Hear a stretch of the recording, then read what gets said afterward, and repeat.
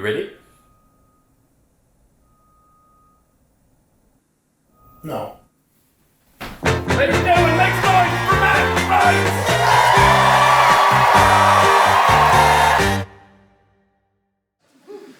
I'm so nervous. I think that's normal. I told my wife I was nervous, and she was like, don't be silly. And I was like, I don't think that'll help.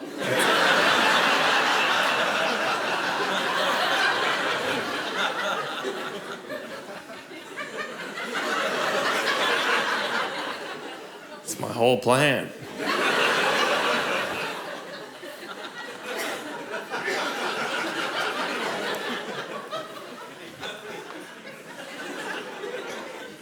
$35. I thought I'd be smarter by now. Do any of you guys ever get that feeling? You ever honestly look at yourself and be like, oh, I thought I would know more by now? Because, like, I'm an adult on paper. You know what I mean? I remember being a child and looking at someone my age and being like, man, if I'm ever in trouble, surely that man could help me out. But now if a kid comes up to me and he's like, I'm scared. I'm like, same, dude. This is nuts. I am also scared. Are you late on your taxes as well, young man?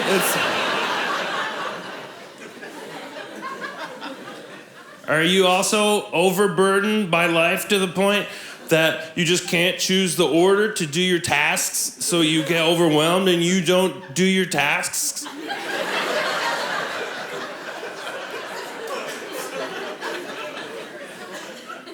No, you do hopscotch? All right, sick. Love that. Good for you. That's the way to do it.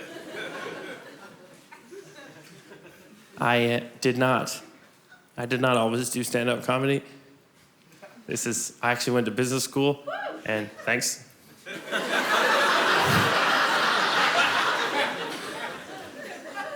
I guess it didn't take. I started doing stand-up the week I graduated business school, and my parents were very confused.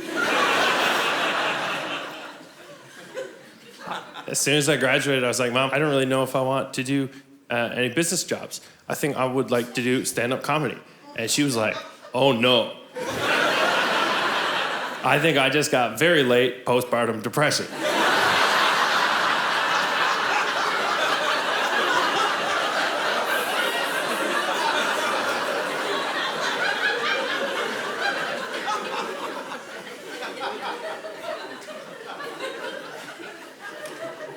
One time we were driving home in a snowstorm and I wanted to watch TV. I've always been in a rush for leisure my entire life. And we were driving and I said, Dad, drive faster. I want to get home and watch the TV. And my mom turned around and she said, Matthew, it's better to arrive safe than to arrive alive.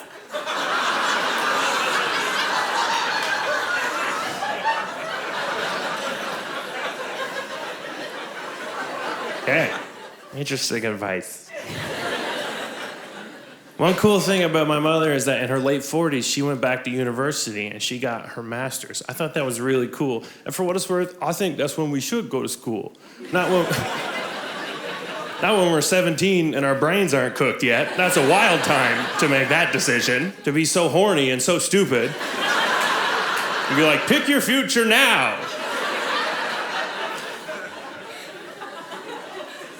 No, you should have to bartend for 5 years and then travel till you spend all that money and then you should go to school. But my mother went back to school and she did her university education on the internet, which was wild because she did not know how to use the computer at all. This was a different time. All baby boomers now all have like Facebook addictions and they're on the computer all the time. At that point, she had never touched it. She's like, that's where the porn is. Like, oh, stay away from it. You know. It was different. She did not know how to use the computer at all, but she had to do her studying on the computer. And I respected it so much, and I tried to help her, but it was not easy.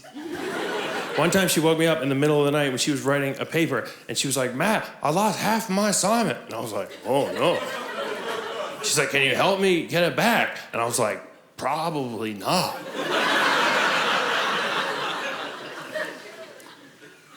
was like, what did you lose? I could try to help you. And she said this. She said, I lost the whole right half.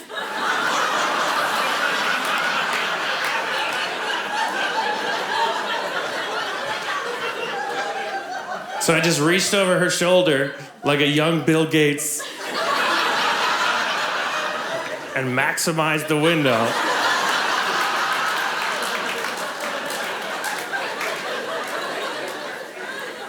And she gave me $20 and I went back to sleep.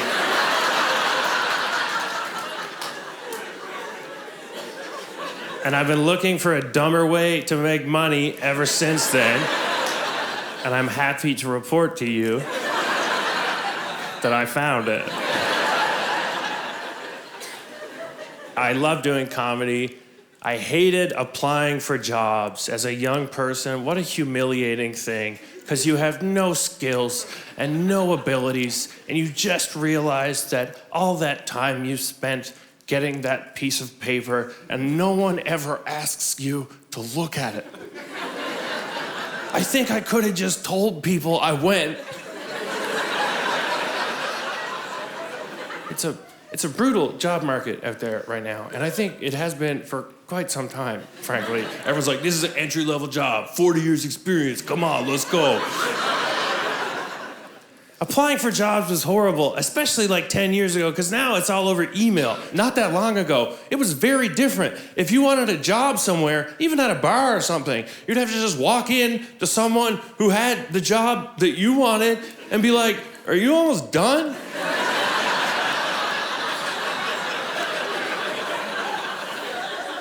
So humiliating to print off your own resume and just try to make your own terrible credentials sound good, and then just have to walk up to another adult and be like, hey. I printed off a list of stuff I hope you'll like about me.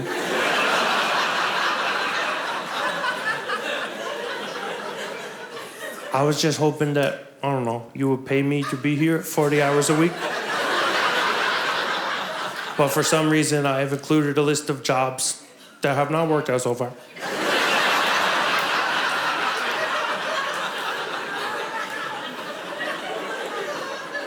And in case you're not sold yet, you just flip to the back page where I've included a brief list of 3 people who've agreed to go along with this goddamn charade.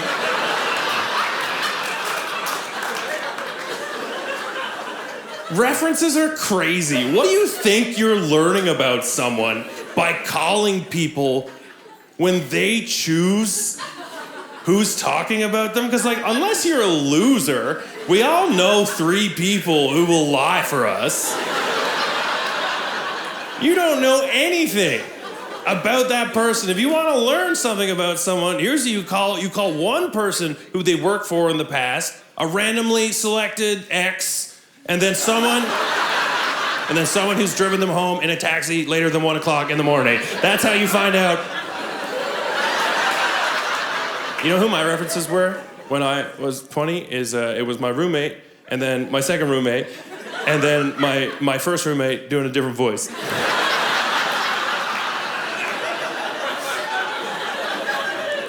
Job interview process, so embarrassing. They ask you the most condescending questions that no human being should ever ask another person. What's your biggest weakness? I'm here. Obviously, my biggest weakness is a lack of income.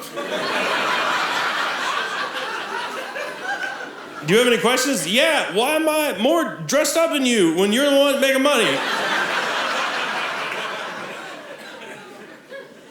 It says on my resume right now that I finished in the top 5 in the Pythagoras math competition in the entire country. It says that right now on my resume, if you think it's a good system. Here's the thing, though. I'll tell you one thing. That's true.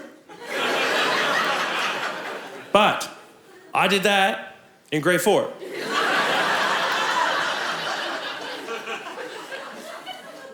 Still did it. Macaulay Culkin still has Home Alone on his resume.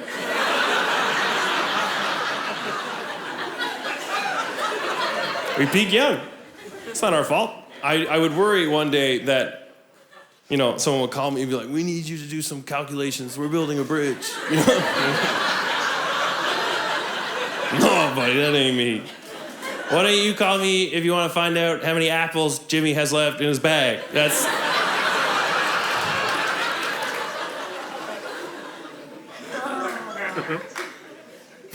Someone just went, oh my, which is dynamite, honestly. I'll take that over an applause break any day.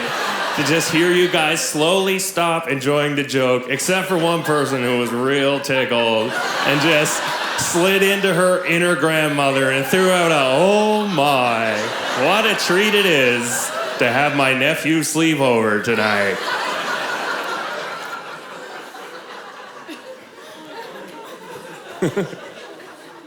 Good for you. Thanks for being here. What's your name? Christian. Christian? Did you think I asked you your religion?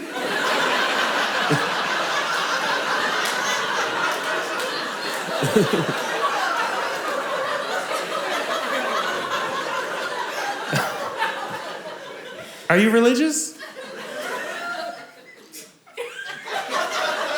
A little? No, we have time. Go ahead. No. Is that your girlfriend? It is. Are you guys on a delay? What's your name? Buddhist. What is it? Oh, Kevin. Oh, Kevin. Is that Irish? You got a little apostrophe in there?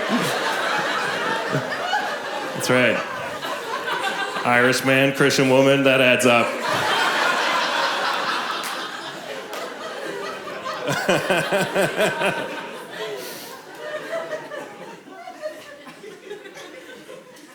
I know that sorry, you know what? I'm already so far out of the pocket, I'm just gonna have a drink of water now. Do you want to dip your head in this or something?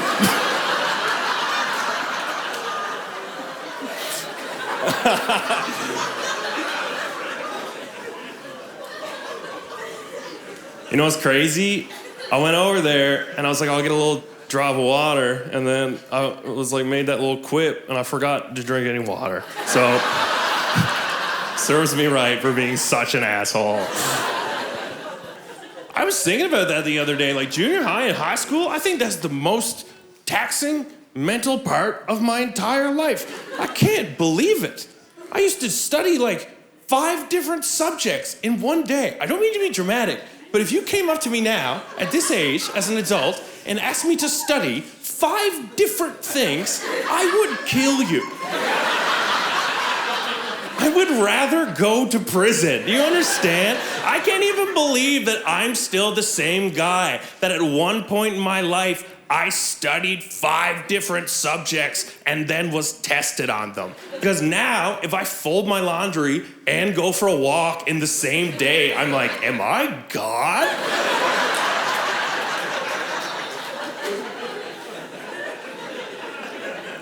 And people are so hard on teenagers, and their lives are brutal. What a brutal life. You start your day on the bus, and you're not even going somewhere you're choosing. They put you on a bus to go do math. You would be so mad. They are relentless to teenagers. Then the bell rings and a new adult comes in. They're like, now do French. And they're like, oh no, qu'est-ce que c'est? And then we're like, teenagers are so grumpy. Yeah, dude, you would be so mad if that was your life. You would be furious. Both my parents are teachers. I think it's an amazing job to have. I think they should be paid way more. I think people are far too hard on teachers, especially parents today, are such losers. People are like, oh, that's a bad teacher. What is a bad teacher? You go try to control 30 of the dumbest, horniest people you tried. See how good you are at it. That's an incredible thing to do. I can barely do this with you guys, and you paid to be here.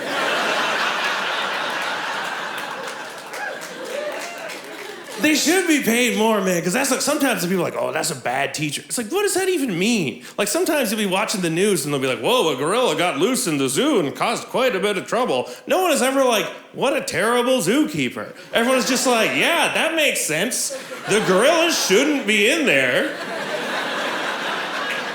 They should be out roaming free and vaping in the woods.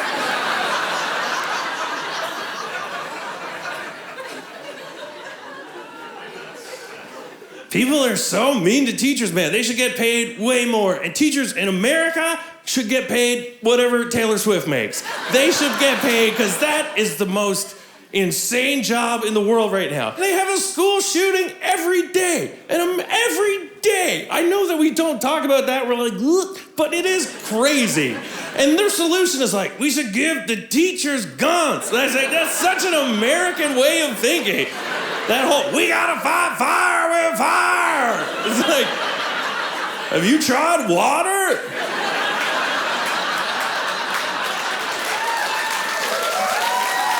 Try water.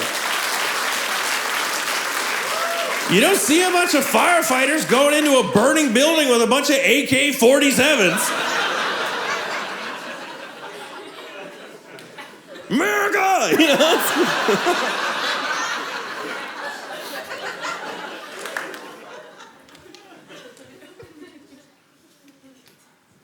I don't know. School is so hard. Every bit of it was so difficult, except gym class. Man, what a treat. Because school, for the most part, it kind of feels like teachers do their best to educate you, but a lot of it, the way that it's set up systemically, is like teach people how to sit in an office. That's a lot of it, except gym class. Work would be better. I don't know what your guys' job is, but man, work would be way better if you got gym class at work. Any job would be better. If you're like, all right, what are you doing tomorrow? 9 o'clock, I'm at my desk. First thing, sending emails. 10 o'clock? 10 o'clock, we had a meeting. 11 o'clock? Dodgeball.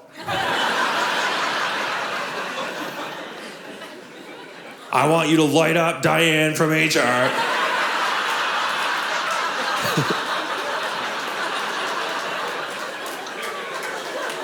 Then everyone showered together for some reason. Then back at your desk, quick lunch, then more emails. Email Diane, tell her you're sorry.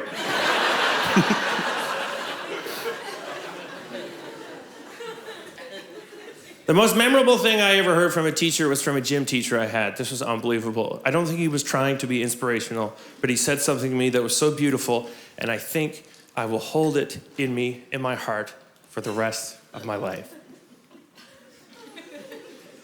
So, when I was in grade 12, here's what we did for gym class. Mostly it was just playing sports with your friends. That's what it was most of the time. It's just weird, because I remember being a little bit anxious in gym class, because I was like worried that I would do a bad job, which is wild.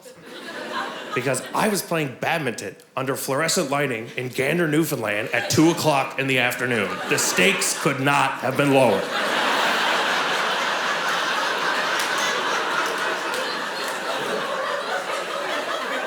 So, here's the thing. Here was our gym class, okay? First was basketball. Then we did indoor soccer. Then we did volleyball. But then they put a new one in, dance.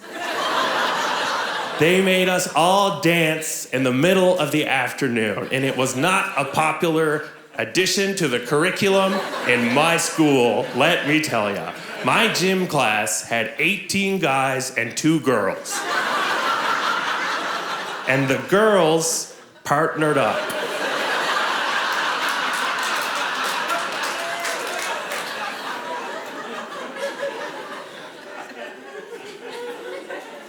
So there's some guys in my gym class, and I won't say who they are. You don't even know them, but you probably know people like this. They smelled like a snowmobile smoked a joint. You got it? Got it.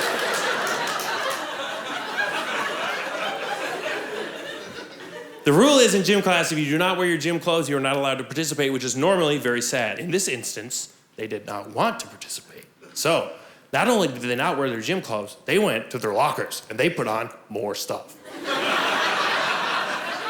They put on winter jackets. They put on hats, snow pants. One guy had a helmet on. And they walked in there so cocky, they're like, "Sir, forgot our gym clothes. Guess we're not dancing today." But my gym teacher shut him down so fast and lifted my spirits for like 9 years. He was like, "Young man, I don't care if you're wearing a skidoo suit. It's dance time." I was like... And then he made them dance together wearing that. A bunch of high 16-year-olds do-si-doing in the middle of the afternoon. You know what, though? They should teach dance in schools. That's a good thing to teach kids because dancing happens. It comes up.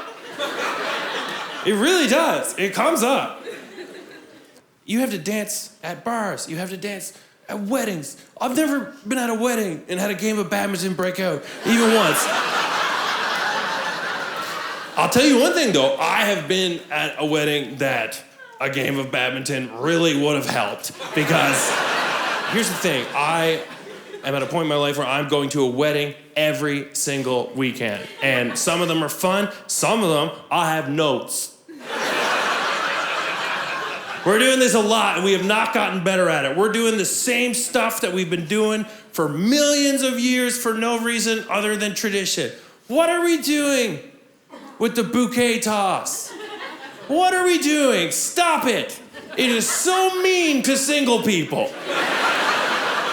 Because for single people at weddings, it's tough. Maybe they went through a breakup. Maybe they're worried that they'll never find anyone. And let me tell you, baby, the bride and groom don't care at all. They make it through the ceremony, all the hubbubaloo, and all they want to do is throw down a couple tequila shots and dance to Rod Stewart, and they won't let them. Not only will they not let them dance, they're like, "DJ, cut the music. Hey, turn out the lights. All right.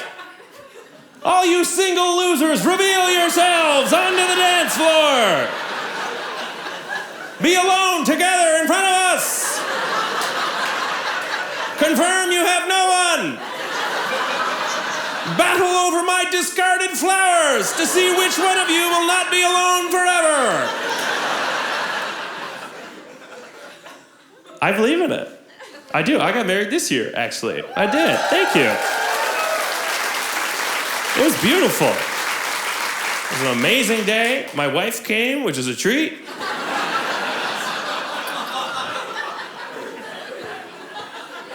It's nice of her. Man, I hope we got that laugh on camera. Marge Simpson's here. Homie! Sorry. This is like bad strategy on my part, frankly. I'm literally taping a special and I'm so dependent on you guys to give me a good reaction so it looks good on the internet. And then one lady with a little bit of a weird laugh, and I'm like, I'm gonna get her, dude. That's so rude. Do your jokes, Matt. What was I talking about, Christian? Religion. No, that's what you want to talk about. What are your parents' names? Gail and Rodney. Gail and? Rodney. Rodney? Oh, they're two fellows. No, they're not. Your mom's name is Rodney? Gail. Oh, your mom's name is Gail. Yeah, that adds up. Yeah. Stop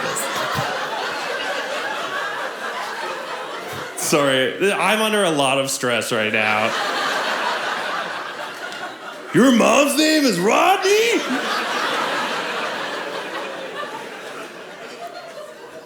Everything from the very beginning with getting married is very strange. Wedding invitations, I think, are keeping the postal system alive. I get mail from a friend. It's crazy. And they're inviting me to their weddings. And I get mail from someone who I've never got mail from. And they're like, "What are you doing in 2 Junes?"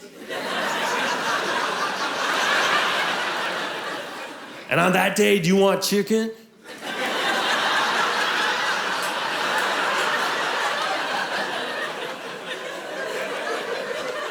I'm sorry, let me be clear.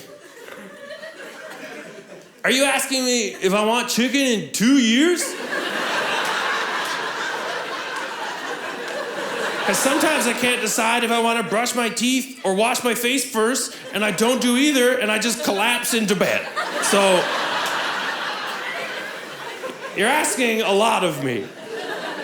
I got a wedding invite from one of my friends, one of my old university drinking buddies, and he was an animal. And then he sent me a wedding invite one day, and it was written in like beautiful calligraphy. And I was like, dude, I don't even know you could read. This is unreal. Thank you for having me.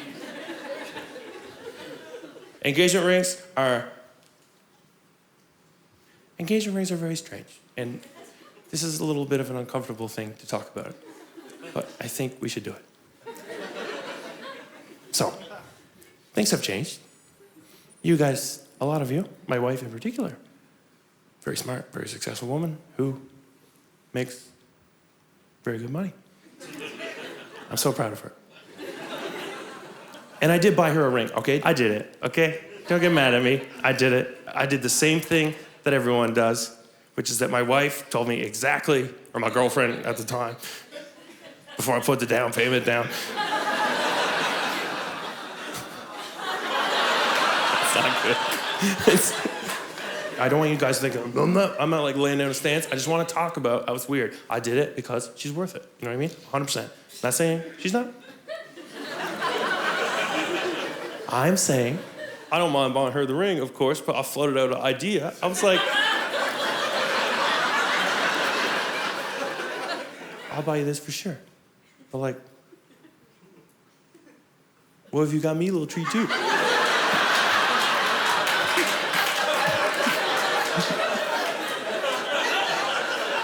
I'm not above saying that I would like a little treat.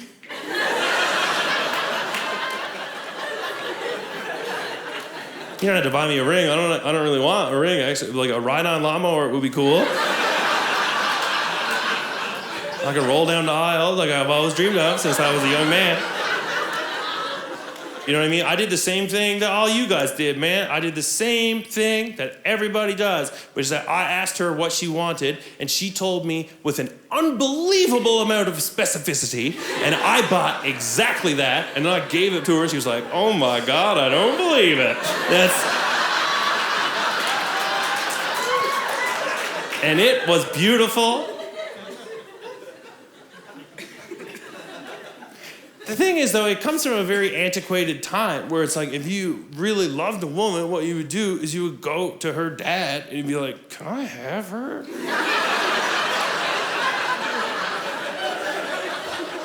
And he'd be like, yeah, for sure. Yeah, actually, you know what? If you take her, I'll give you a cow. And I do not want to split the room, and I don't want to make any generalizations. But like, none of you guys have cows anymore. And I want one. Because a cow was the first ride-on lawnmower. Thank you.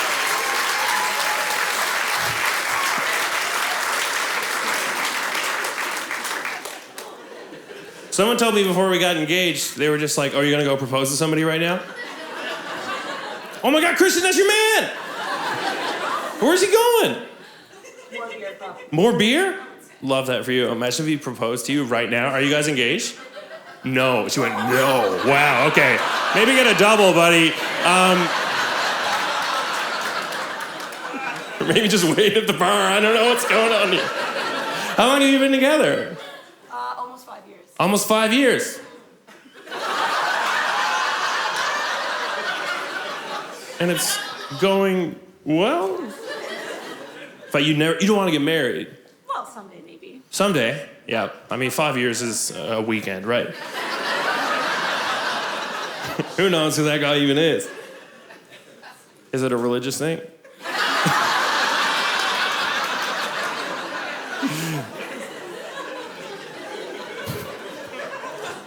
Thank you, I'm so sorry.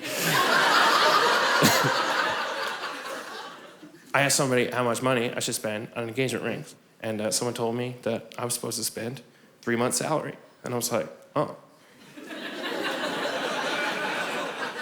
Do I pick what months?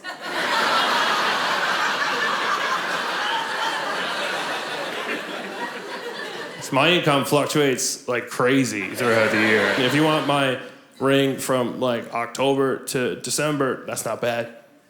It's not bad. If you want my ring from June to August, it is made of drink tickets. So we'll see how much you love me. I didn't pick a best man. I think that's so mean. What an interesting way to be mean to all your friends except one. You don't do that at any other party. No other party. It was never your birthday. And we're like, hang on, before I blow out the candles, just gotta make it clear that I like Rick better than all you guys.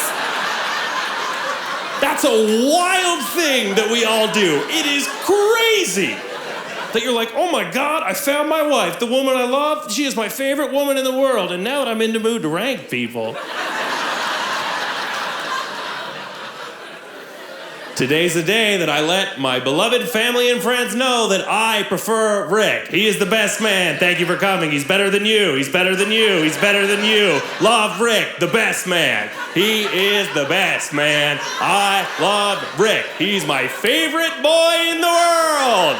I love Rick. And in case you're not sure where you sit in my little horseshoe of friends in terms of a hierarchy, I've actually done a top 5 like Casey Kasem. All right, here we are, baby. Here's my top 5 favorite boys. Here they are. Yes, love it. You know what? You wouldn't believe it. My wife has also done the same thing. There they are, top 5 favorite girls. She has made them buy the same dress out of their own money, even though they have very different body types. They are living.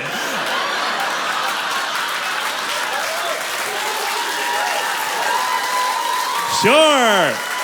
Yes. Yes, let's get them going. Let's get them going. We'll bring them out to dinner like they're a college basketball starting lineup. Oh, yeah.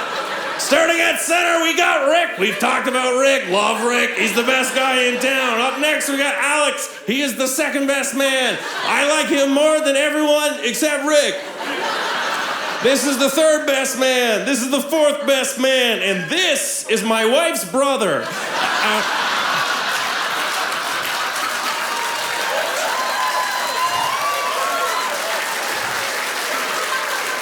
Stop putting the brother on the end. It's obvious. Mix them in.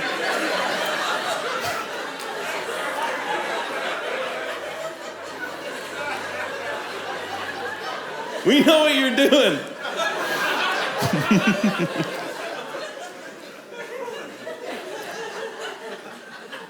I don't know what this pose is. I just finished a joke.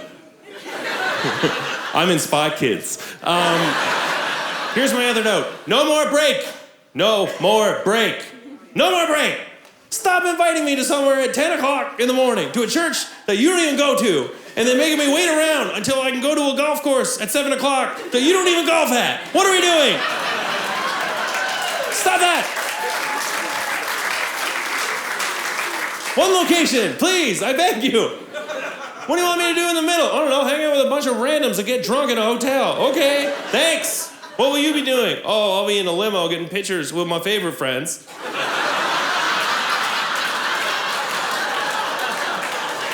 Do that first.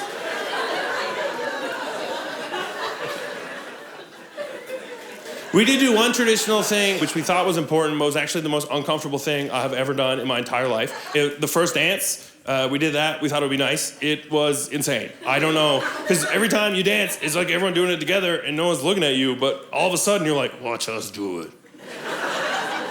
You don't realize how weird it is if you've never done it before. You don't realize that you've just never hugged and rotated for that long before. It's so awkward. Like, oh my God, I cannot believe. Why did we pick Stairway to Heaven? This is a gateway to hell. Oh my God.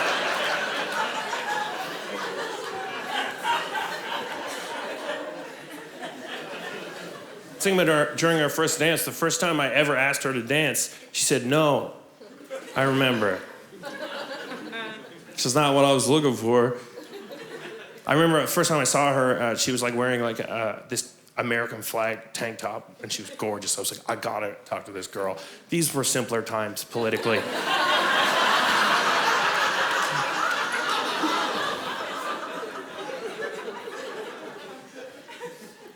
And I went up to her and we made a little bit of small talk and I didn't know what to say or anything. I was like, yeah, okay, thank you, you know?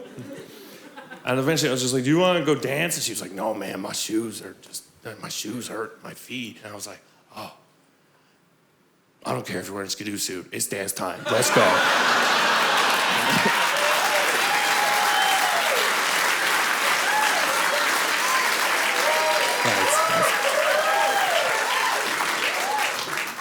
It's hard to feel dumb. It is. And it's one of the most present parts of adult life. I spent so much time in school. The amount of stuff I still don't know that's very necessary to everyday life is shocking. I can't believe I haven't picked it up yet. It's crazy. Like, I don't know how to do my taxes, and I do it.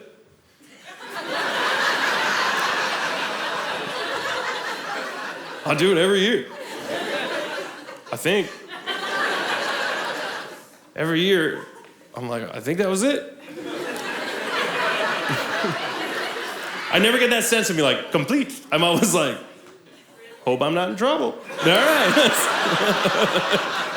Sure did my best, but it's wild though. It's a crazy system. And I'm not saying I'm against paying my taxes. I am for it. I actually think they're cute. I think they're adorable. Because like my money can't do anything. But our money, working together, we can build roads. In Canada, we can provide free health care to people if they're patient.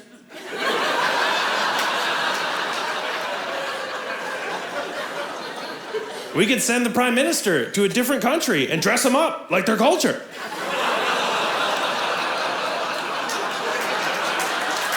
We did that together.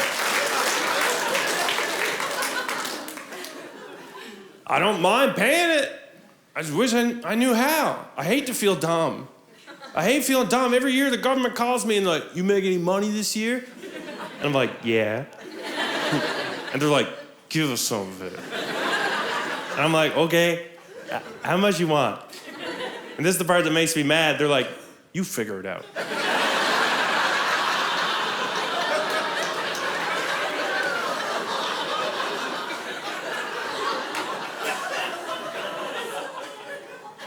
You want me to figure it out?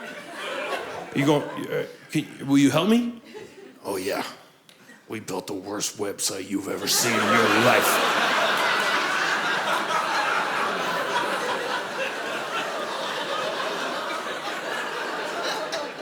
Let me get this straight. You're hitting me up for money, and you want me to do homework? Okay, well, if I make a mistake, will you be cool about it? No. We'll be mad. You'll be mad? We'll be crazy mad. How mad? We'll put you in a jail that you kind of pay for.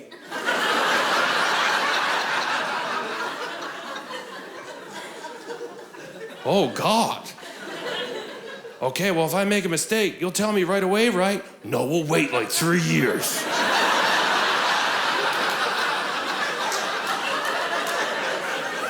Stay on your toes. Keep your receipts. Because we might call you at any minute. I'm like, okay, well, that's very stressful. Does the tax money go towards picking the education system? Yeah. Okay, well, maybe when you had me in there, you could teach me how to give you my money? I don't mean to be a diva, but it would be nice if you taught me how to give you my money, because you had me for 2 decades. You could have told me. You had time. You had me for 2 decades, in a tiny desk with my big head, teaching me the dumbest stuff that I never used. I know 3 kinds of triangles.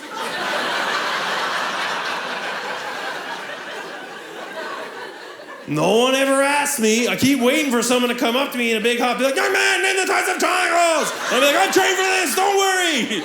Equilateral, isosceles, the 3rd type. I know. It's a passing grade. I know 3 kinds of clouds for some reason. Cumulus, Hufflepuff, Nimbus 2000. I know tons of clouds.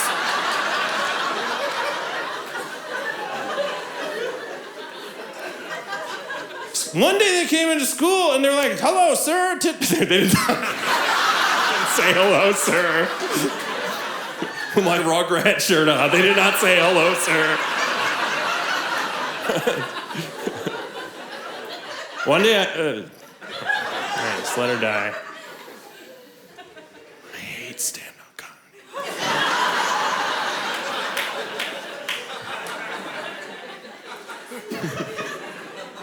I'm not good at anything else. You know? I've been the worst person at every job I've ever done in my entire life. And tonight, I still am. That's humbling.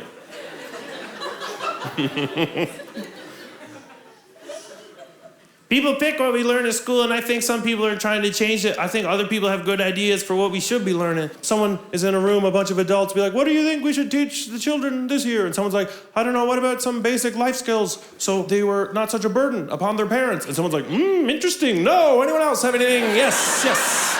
Yes, you up there, what you got? What you got? Yes, you. Oh, I don't know, I was thinking about some basic modern sex ed. So they stop sending pictures of their dicks to each other. Anyone? No. Yeah, no, gross. God won't like that. Anyone else have any ideas? Yes, you. Yes, what do you got? I don't know, I was thinking maybe we would teach them the real history of their country. Whatever you do not do that. Settle down. Settle. We need to focus. We need to focus on the fundamentals. Like teaching the children how to play the recorder. Because then a Canadian child could grow up and become a famous recorder player. Like no one in history!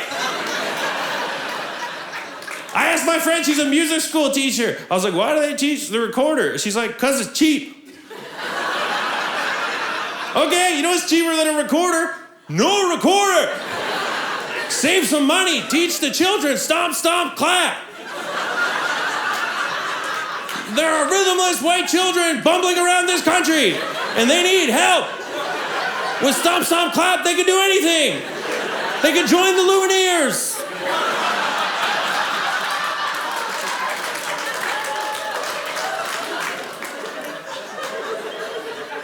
As if they're like, oh my God, I don't think parents have noisy enough homes. I think their homes are too peaceful and quiet. Let's send the children home with a screechy whistle that sounds like if Mike Tyson's voice had sex with the flute. The recorder sounds terrible. The only thing that sounds worse than a recorder is the smell of a recorder. How wild is it that you guys know what I'm talking about? That's crazy. That is crazy that we all had that feeling of opening up our book bags being like, oh my God, I found a hamster. And it was not a decaying animal. No, it was my breath.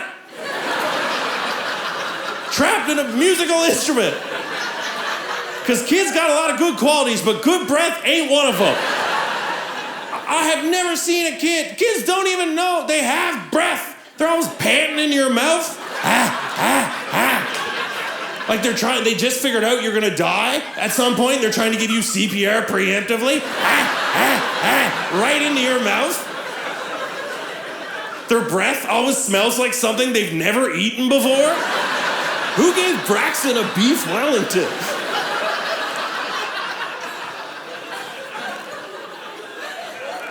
Kids don't care about their breath, man. They're living free.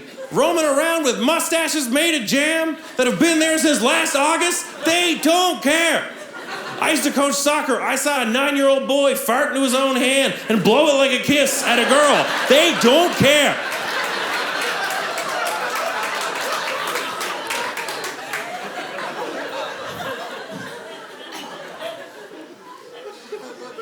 anyone who knows how to do their taxes. I know so many people who could rip hot cross buns on recorder at the drop of a hat. That is insane. I know one person who knows how to do their taxes, and it's my accountant. I hope. I give a stranger my money every year to tell me how much of my money to give to a different stranger. And I have not been educated with the skill set to check if she's doing it right. It could be a pyramid scheme. But luckily I know what that is. It is a scheme with 4 triangles with a square along the bottom. I think the government thinks they taught us how to do it and then forgot. I really think they forgot. Like, if they're like, do the thing we taught you to do, I'm like, what? They're like, do the thing. And I'm like, hot cross buns, what am I? This is the saddest thing. That's the right fingering. Do you understand? That is the proper fingering for hot cross buns. You could have taken this mic out of my hand and put a recorder into it, and I would have shredded that for you guys. And I don't know the difference between a savings account and a checking account. What happened?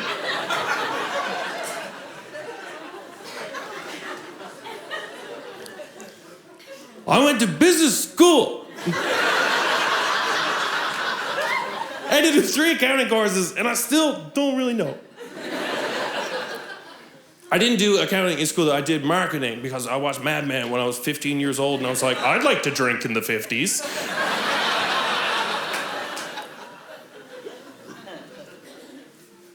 But we didn't do anything. We watched commercials. I remember one day we were just watching commercials without the TV. It was like, this was brutal. One of them was so stupid, it made me mad. It's like this big truck drives up and it's like, we built the Toyota Tundra just like you would. And I remember being like, oh no.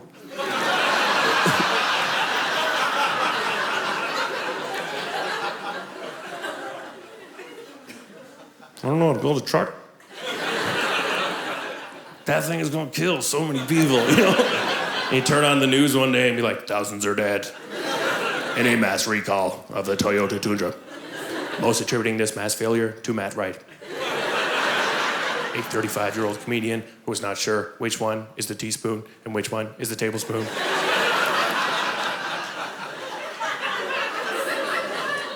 When pressed for comment as to why they hired Mr. Wright, they said that they were very impressed with his performance in the 1992 Pythagoras math competition.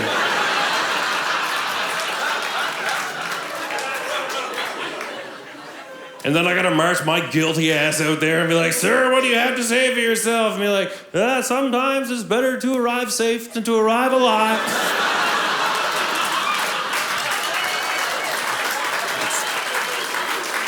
Thank you.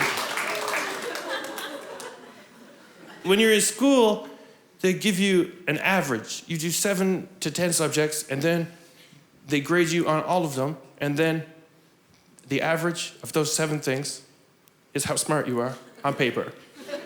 Casually implying that no matter how good you are at the things that you're great at, the things that you suck at will always drag you down. Because that's not how the rest of life works at all, for what it's worth. As an adult, you gotta do like 3 things. That's it. It's fine. No one ever came up to Wayne Gretzky after a game. They're like, Wayne, you had an incredible game. You had 3 goals and 2 assists, but we actually had to take one of the goals away because you don't know the definition of onomatopoeia.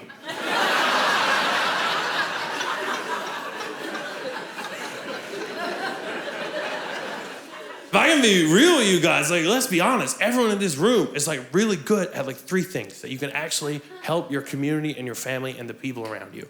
Genuinely, you can contribute. Then you're fine at 5, then passable at 10, and then you're just trash at everything else. And I think we love to be like, that person's an idiot, that person's smart. But I think everyone's both.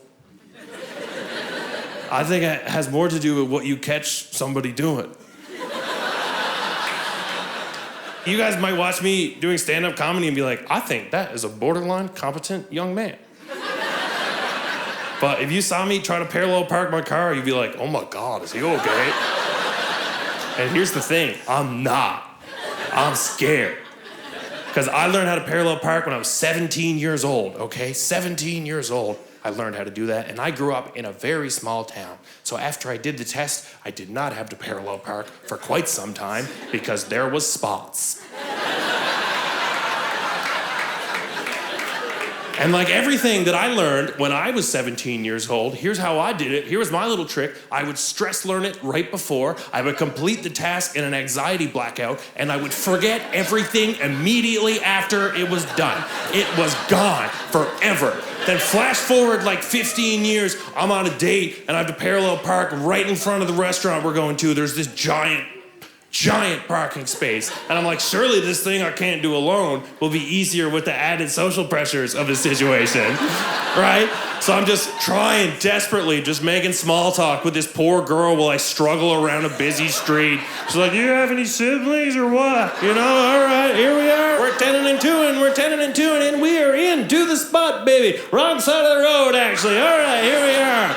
Okay, shimmy in, shimmy out. This is fun, loving this. Nice start to the day. Okay, there's a guy behind me honking his horn. That is very helpful. We'll definitely make this faster. Thank you, buddy. I appreciate that. All right, here we are, and we're almost in. Now I just gotta give up and realize that I'm never going to fit my luxury vintage 2008 Toyota Corolla into this giant parking space. And I just drive away while this girl loses interest in me. And I just see in the rearview mirror as I give up, this guy easily backflip his 3,000-pound Alberta crack truck right into the parking space. Then he just kicks the door off his truck, throws his dick over his shoulder, and goes into the restaurant.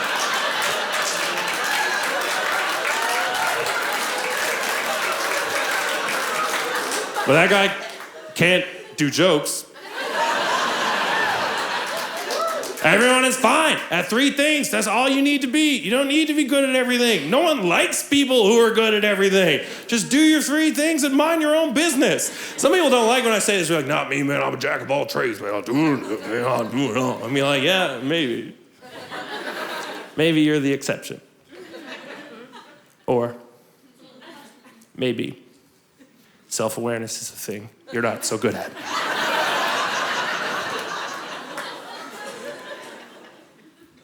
Everyone is smart. Everyone is dumb. It's okay. Einstein has this beautiful expression. And a quick aside about Einstein. Einstein is a man who was so smart that we use his name to call other people smart. And Einstein, he obviously did some incredible work, I imagine. I gleaned from his Wikipedia page.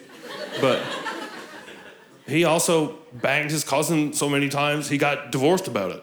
So... doesn't seem smart to me. But here's the thing. He has this beautiful expression, which is something like, I don't want to mess this up, but like, I just want to get it right. Everyone in their own way is a genius, but if you spend your life judging a fish by its ability to climb a tree, you'll think it's a fat whore or something.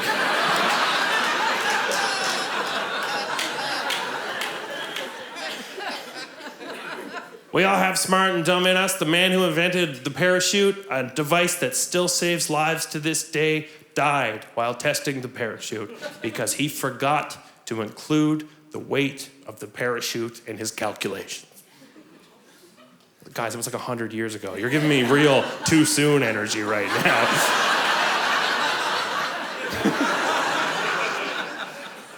Okay, we'll lighten it up. Elon Musk. The smartest, dumbest man I have ever seen in my entire life. I'm not taking anything away from his accomplishments. I do think it does kind of prove that just because you have a lot of money doesn't mean you're smart. But some people don't agree, and I will give him credit. He invented an electric car. That's amazing.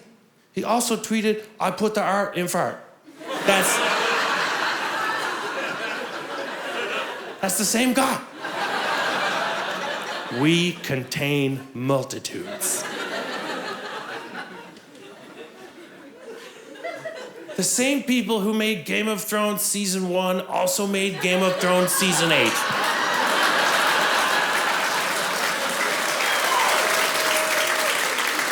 And if I may go off on a quick tangent, Game of Thrones season 1 to 4 is some of the finest television I have ever seen in my life. It is incredible, and I loved it so much. I was hooked on it, and when the final season was coming around, I was like, this is gonna be so good. And it was not. It was so bad. It's like a child drew it, and they reluctantly hung it on the fridge. Here's the thing that happened. The guys who made Game of Thrones, their careers were going so well. They got an offer to make a Star Wars movie, and then while they were making Game of Thrones, as they were focused on other things, and I wanted them to make the greatest finale ever made. They had so much great stuff set up, and they never really did any of it. And it just felt like they mailed it in, and it sucked. Like one part during one of the episodes, there's just a Starbucks cup in the middle of a table, and it's supposed to take place in like 13 tickety 2. So I know Starbucks is everywhere, but like not the past. I was so mad at them that they didn't make the last season good, and it pissed me off for weeks and weeks. I was so angry that they let me down. Until I was in the shower one day, and I thought about how I have performed at the last 2 weeks of any job that I have ever done.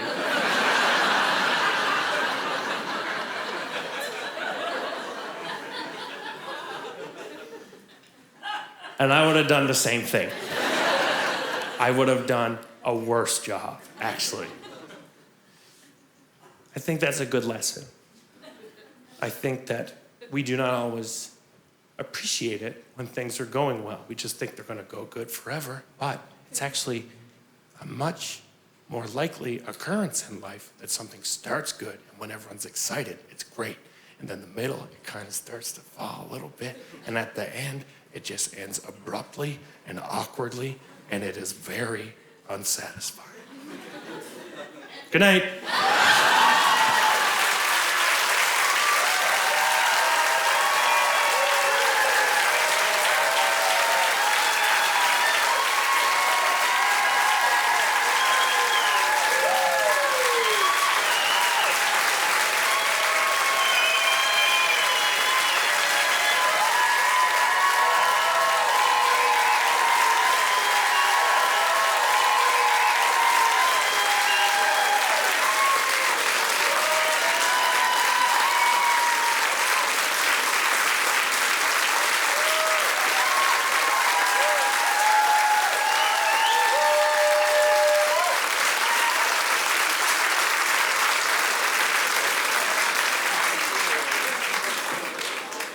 One, two, three, Macaw!